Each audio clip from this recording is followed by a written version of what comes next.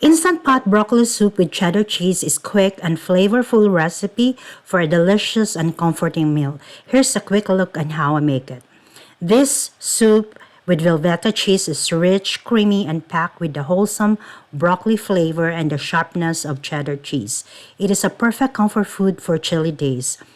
First, melt the butter and saute the onion and the bell pepper. Sprinkle the flour and make a roux. This process thickens the soup, and then you can add the water and half. Add the broccoli, carrots, and celery. Pressure cook for 2 minutes, and when done, you can add the cheese.